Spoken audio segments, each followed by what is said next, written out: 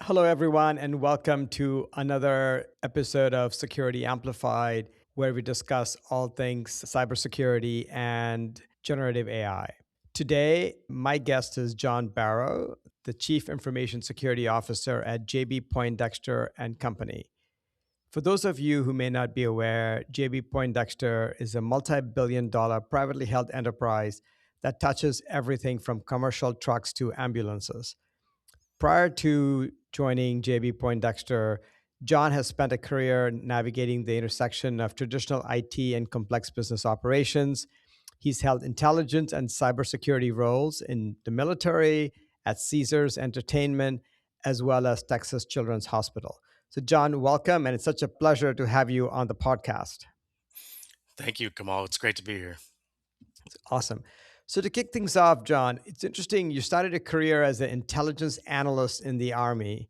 How much of that tradecraft has influenced how you think and run security programs today? That's made a huge impact. What I always say at kind of high level, it's the same mindset, different focus, right? But I think the urgency, the time sensitivity, the mission mindset, I think has been extremely helpful.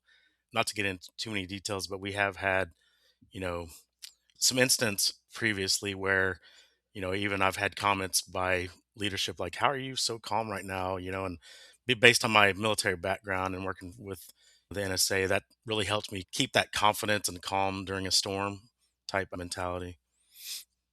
Yeah, it makes sense, right? In many ways, with the military, lives are at stake, right? So, what you do is just the importance of what you do there. That's not to say that working in a company is not important, but you're not dealing with human lives in many cases. Exactly. What's also interesting is that you worked in very different industries, obviously manufacturing, hospitality, entertainment, and healthcare. And what are some of the striking similarities and or differences in how cybersecurity and risk is measured across those industries? Yeah, it has been interesting with gaming, entertainment at Caesars and the hospital where I was at Texas Children's, highly regulated industries, right? I mean, you had the Gaming Commission Board as well as all the bank regulations, because a casino is essentially a bank, right? And then the hospital healthcare, we were in a continuous audit, like it was state funded and you have to, meet their requirements to get the funding and things like that. And then manufacturing, I mean, the industry as a whole is much different because it's a little more old school, it's a little more legacy type systems. The mentality is a little different, but also the difference too is both of my previous organizations were public companies, but with JB Poindexter, it's privately held, right? So there's some differences there as well as, I mean, mainly on the kind of regulation standpoint. So my two previous organizations were, it was more, it was a requirement. You had to meet those standards to operate without getting fines and things like that. So it was more continuous and I would say reactive, but here, since it's privately held, it's more proactive, right? Meaning that we have to get our ducks in a row. We have to be aligned with all the different frameworks and regulations so that we don't put our partners at risk, right? Because if our maturity and our posture is in a certain level, then we could lose contracts, right? We could lose opportunities for future business. So it's a different mindset. I know when I first got to JVP Co, that was one of the first things I mentioned when I talked to leadership. I said, I know we're privately held and this may not be on your radar, but very soon we will start getting audits from some of our major partners, and so we need to get ahead of this when that happens. So we'll be ready. And at first it was like, that doesn't really apply to us. We're privately held. And I'm like, well, let me clarify and kind of explain to them the implications if we didn't get ahead of it. And then sure enough, very shortly thereafter, we started getting some audits from some of our top customers, some of our top partners. And I was like, this is what I'm talking about. So that's kind of the main difference. I mean, industry wise, more on the regulatory standpoint, but also the attack surface was a little different at the casino. It was 24/7 operation. So was the hospital. You have the regulatory standpoint, but you also have, I mean, there's a lot of value in what data they have and all the information that they house in those organizations. In manufacturing, it's a little different flavor to that. I mean, we don't have as much PHI or PII Mhm. and things like that, but our intellectual property is more of the focus there, right? Like our engineering designs and things like that. So it has been fun, kind of interesting learning the different industries. Absolutely. And speaking of the complexity in manufacturing, right? And you think about scale, how did you think about building a unified security vision when your attack surface includes everything from office endpoints to manufacturing shop floors? Yeah, it's been interesting. I mean, with that, obviously the first we had to focus on is building partnerships, right? Mm. Is really getting to know our manufacturing leaders, the operations, engineering, all those different teams and that leadership, and building trust with them, building relationships and partnerships with them. Because as you know, in manufacturing, on the operations side, it's very territorial, right? Like it's all about uptime and making sure that we're as lean as possible, we're pushing out product as quickly as possible.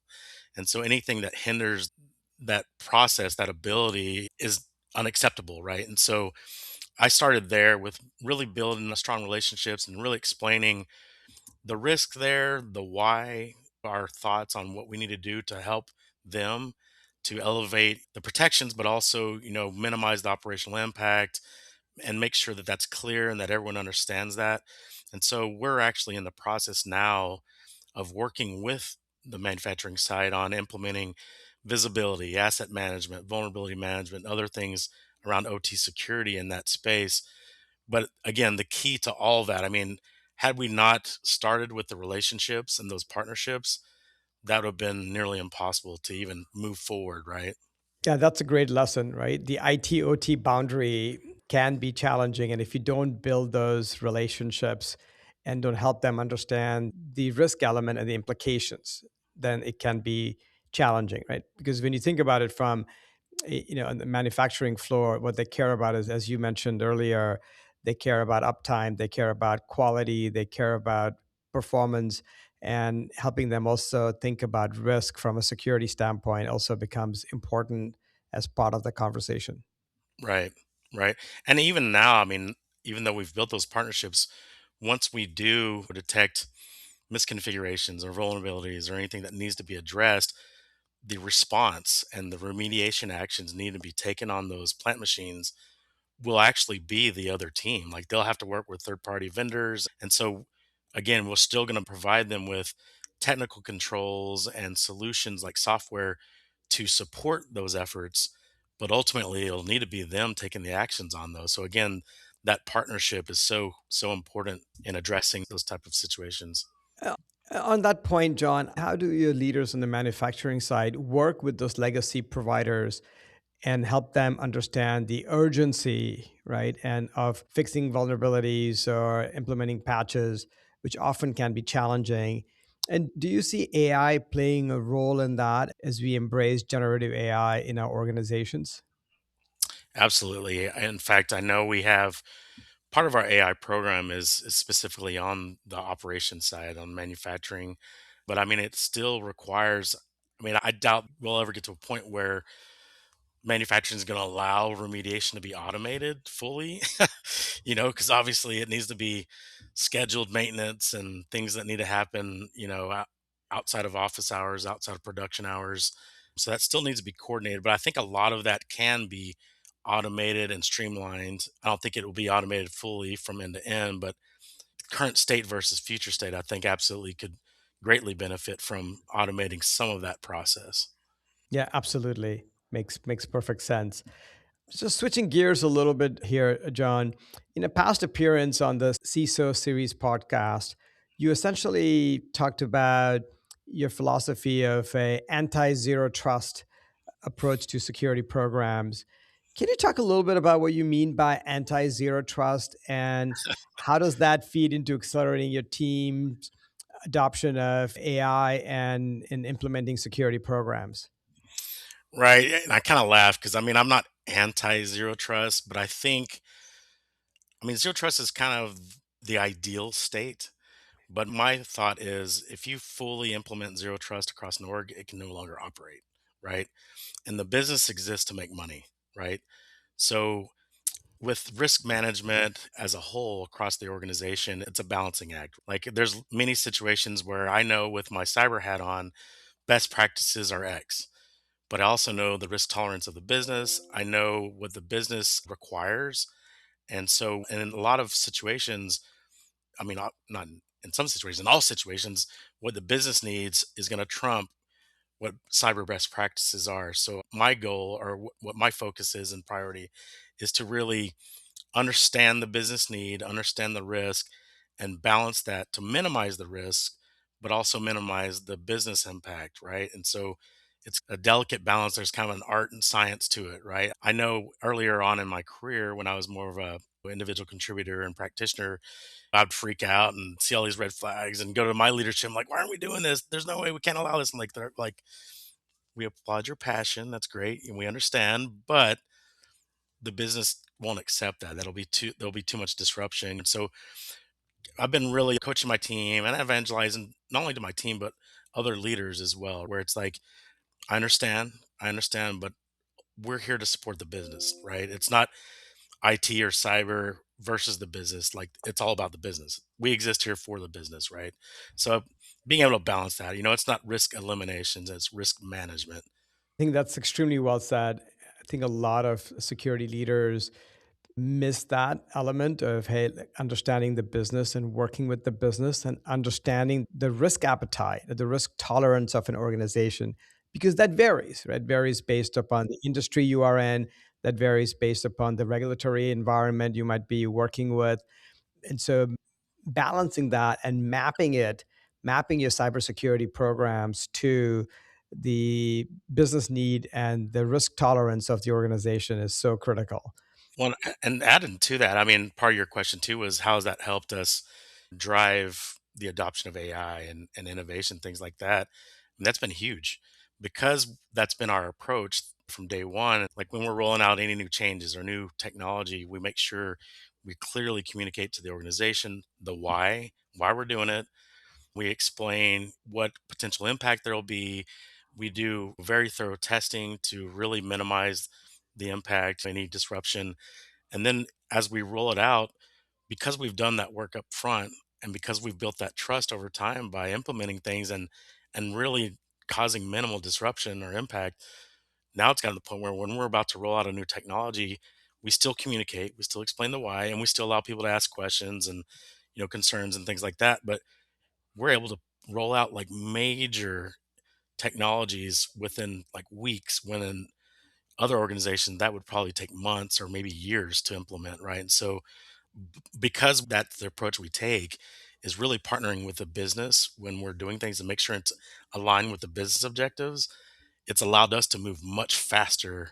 So that's been a huge win for us. That's awesome. And it was truly refreshing to see that manufacturing leader like JB Poindexter be an early adopter of AI technologies, right? And comes back to partnering with the business, as comes back to communicating with them, helping them understand the why, helping them understand the implications of that from a risk perspective, from a business need perspective. So, speaking of AI, John, you were an early adopter of AI technologies within security, right? And one of the technologies that you have embraced and implemented is an AI SOC platform. So before we dive into the results and what you've seen, it would be helpful to understand, like, what were the key business drivers and pressure points or challenges that drove you and JB Poindexter to consider evaluating AI SOC solutions? The main business drivers were budget, to be honest, budget and the volume and speed of attacks, not necessarily attacks, but alerts, that we were seeing. And my team was doing a fantastic job, right? Like our mean time to respond was fantastic for a human team, right? But we kept seeing the volume just continue to increase exponentially, as technology evolves and everything, right? And obviously the adversaries are leveraging that as well.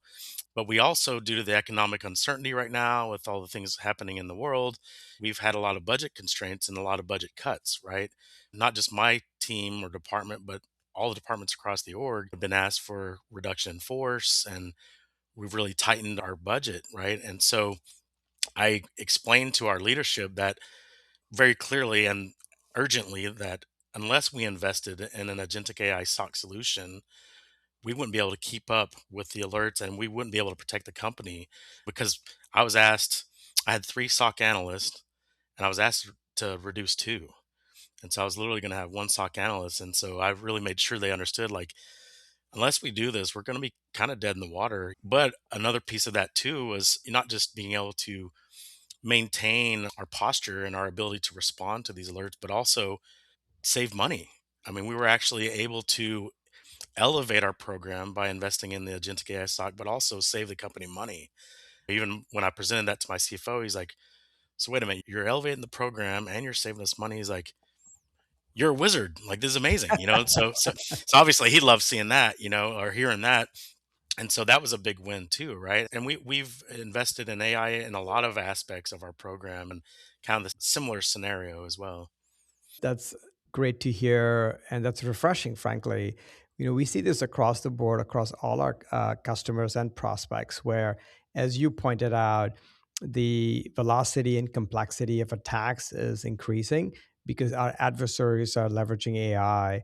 And at the same time, our customers, enterprises, businesses are being asked to do more with the same amount of team members or even less, right? And Right? so how do you deal with it, right? And the only way to fight AI was is with AI, right? Yeah, absolutely.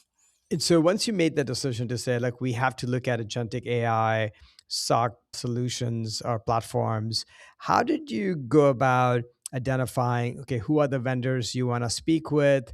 And then how did you think about who are the vendors that you wanted to evaluate or do a proof of concept to see who you wanted to partner with? I mean, I leveraged my network. I talked to several of my peers.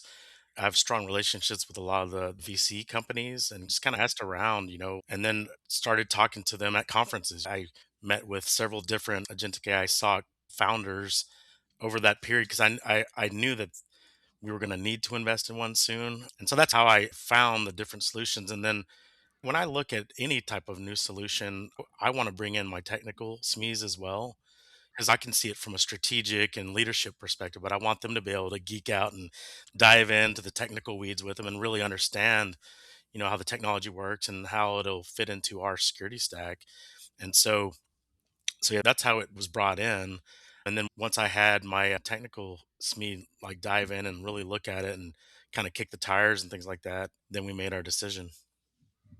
Thank you for partnering with Profit AI, and we're truly grateful for the partnership. As you think back into the evaluation process and the POV process, and based on feedback from the technical team, were there any success criteria that stood out to you that you would want to call out or that you would recommend our listeners or your peers pay attention to as they think about agentic AI SOC solutions within their organizations? To be honest, I went in very skeptical. Hmm. I was like, wait a minute, you're going to tell me you're going to automate my security alert response?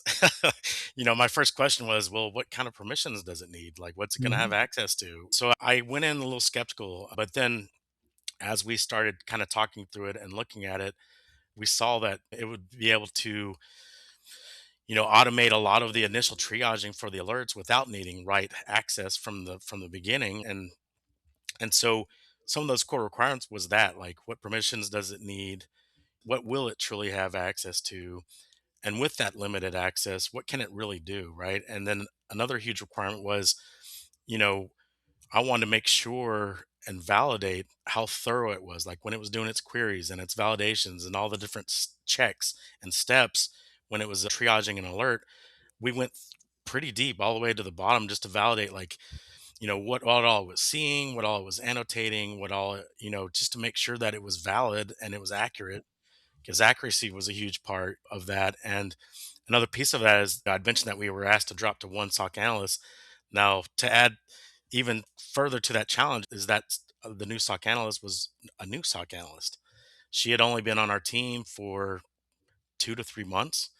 And so we need a solution that would help streamline her training process, get her up to speed to where she would be proficient and would be ready with the help and assistance of Profit to maintain our security alerts. And so that was a big deal of How intuitive is it? How easy is it to use? How is it easy it for her to become proficient using the platform, right?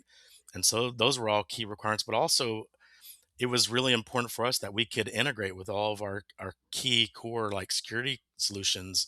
That was another requirement because we did have a previous SOAR technology and we had like an analytics platform like a SIM, but it wasn't kind of an ideal state. And so that was a key requirement as well as like everyone, you know, claims to have that single pane of glass and you only have to look here.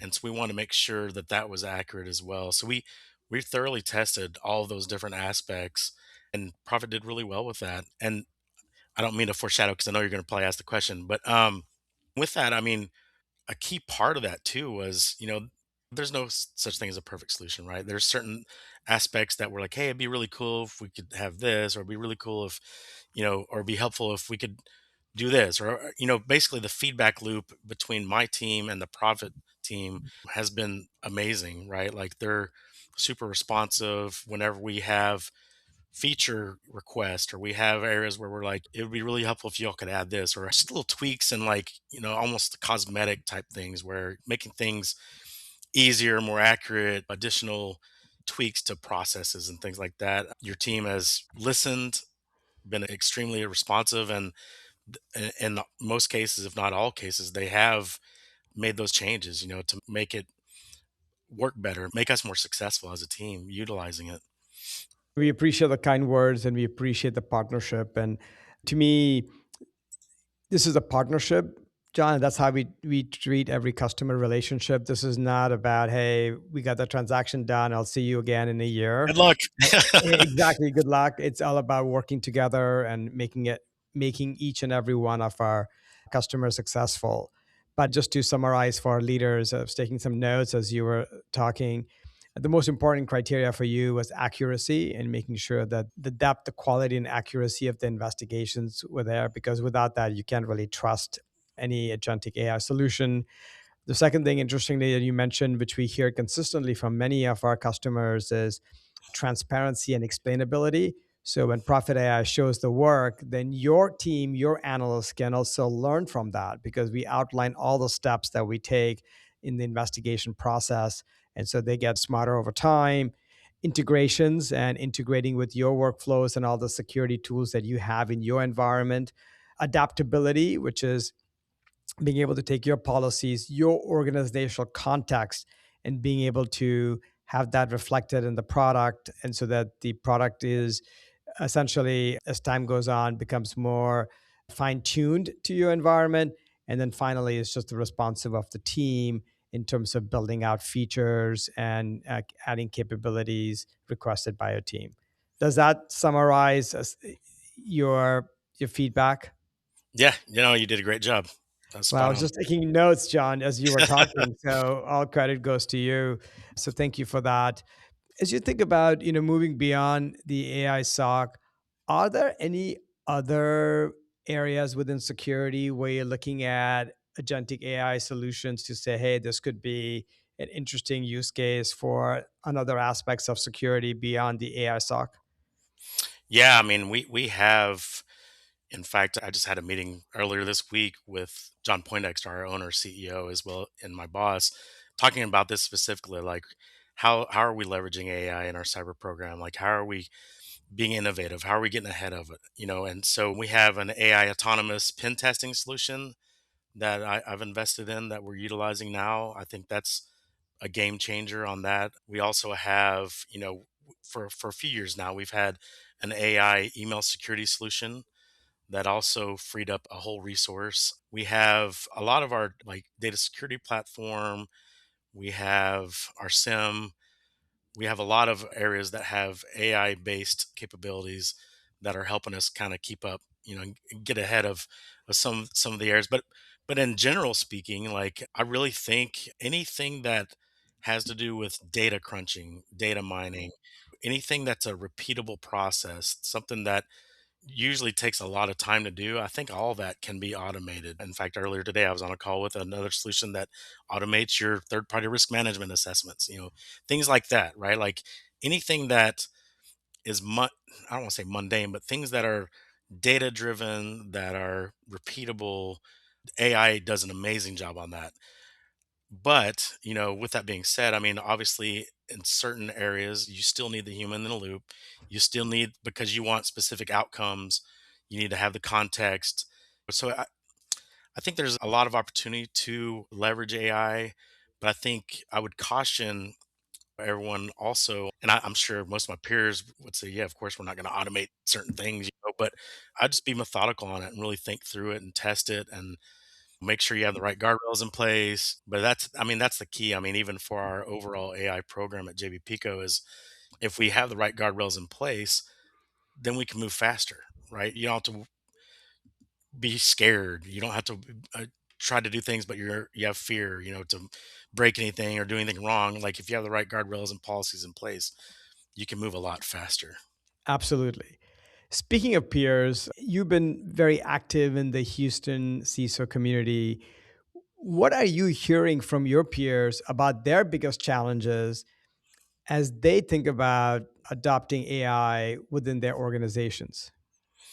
I think it's very similar where it's, all the organizations, the leadership are saying, hey, we need to embrace AI. We need to have competitive advantage.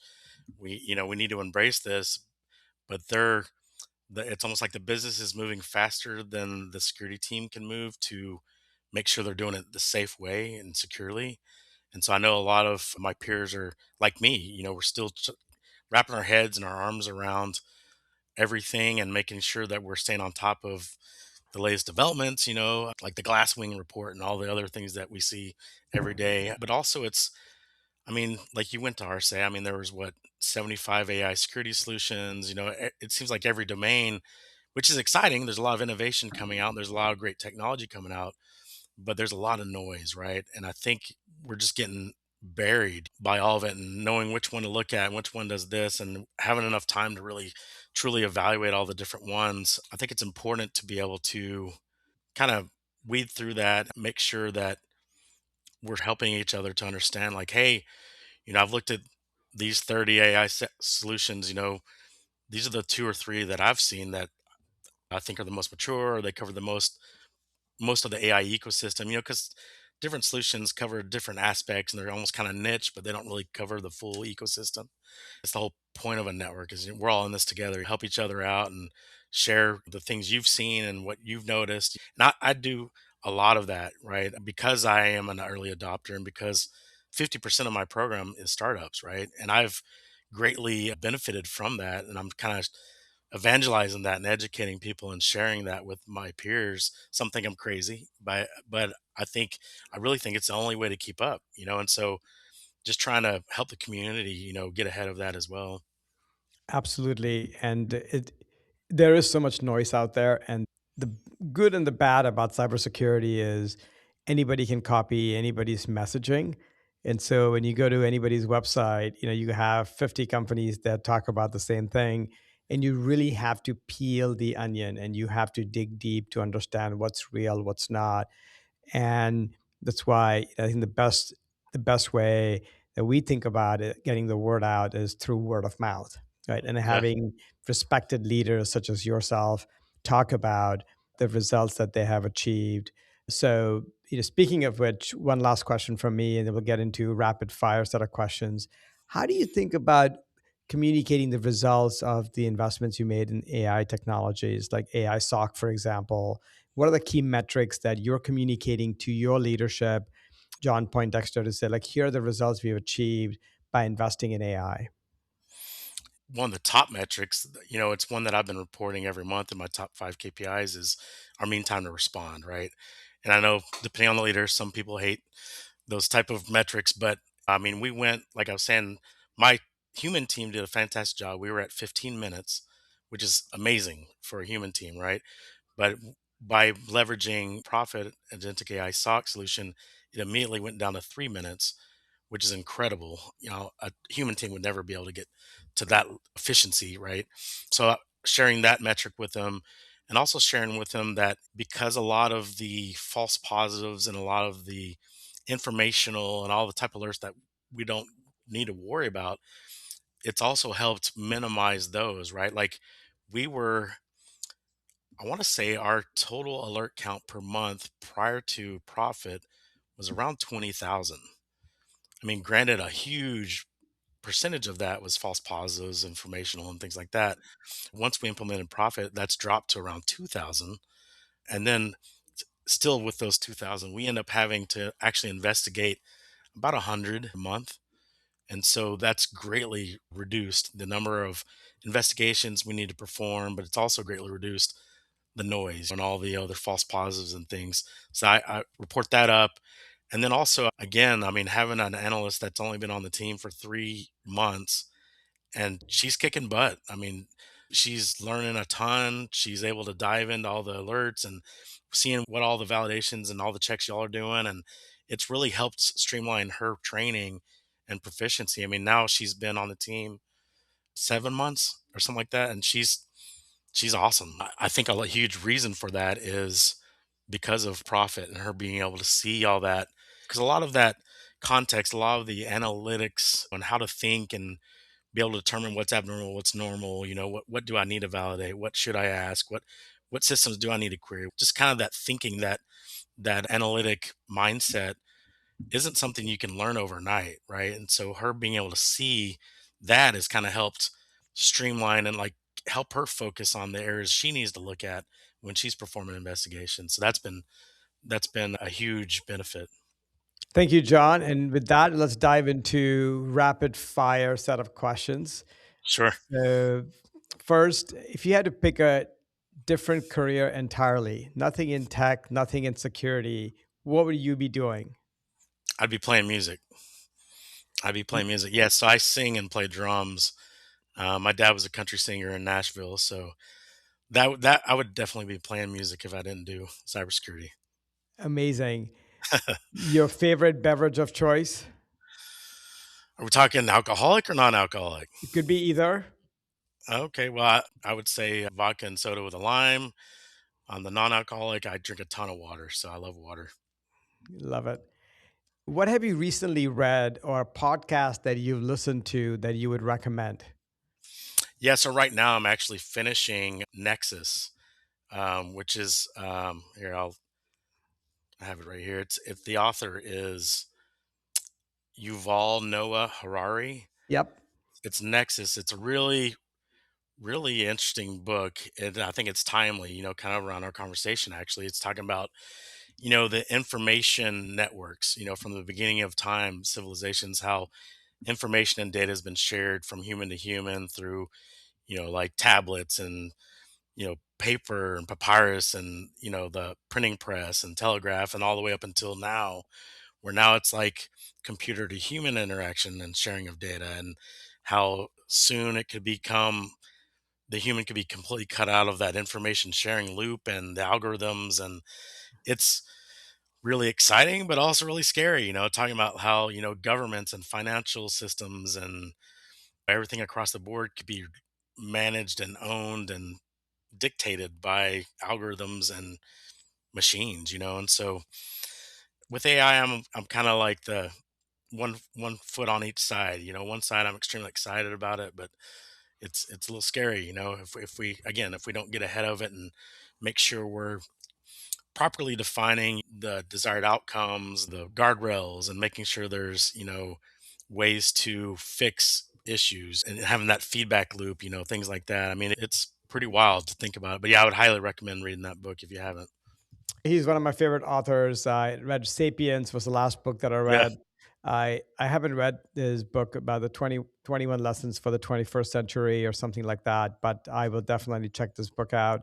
And then the very final question from me today is there any security tool or a security category that you expect to be phased out or be obsolete in the next couple of years because of AI?